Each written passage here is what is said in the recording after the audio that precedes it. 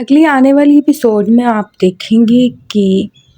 جب سندری آ جاتی ہے اپنی ماں کے پاس، اس کے سامنے آتی ہے تو وہ اسے گلے لگاتی ہے، خوب روتی ہے، کہتی ہے کہ تمہیں تو میں نے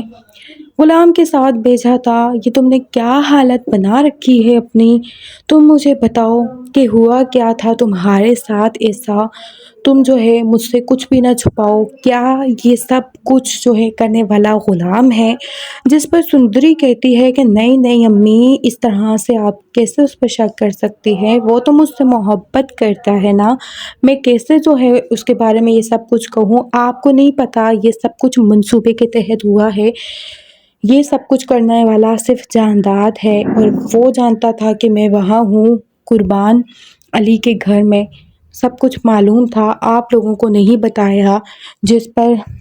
غصے میں آ جاتی ہے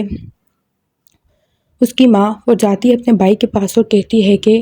آج تو میں کوئی لحاظ نہیں کروں گی، کیونکہ جو ذلت و رسوائی تم نے میری بیٹی کو دی ہے وہ میں اب تمہیں لوٹاؤں گی، اور یہ سب کچھ میں کر کے رہوں گی، چاہے اب یہ رشتہ ٹوٹ جائے، اس رشتے کا کوئی بھرم نہیں رکھوں گی، اور یہی میرا اٹل فیصلہ ہے۔ یہ سب کچھ جو ہے سن رہا ہوتا ہے بادشاہ بھی، اس کو بھی غیرت جاگ جاتی ہے کہ میرے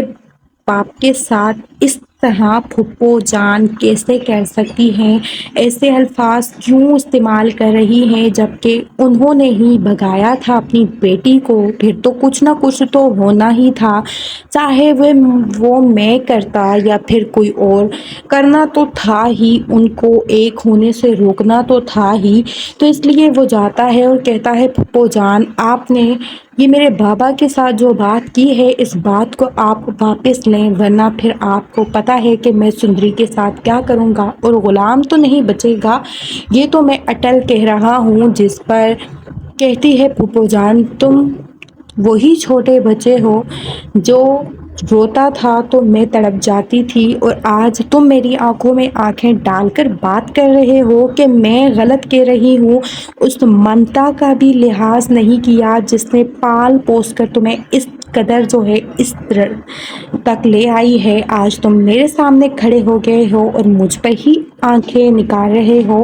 یہ میرا اور تمہارے باپ کا معاملہ ہے، اس پر نہ ہی پڑو تو وہ بہتر ہوگا۔ جس پر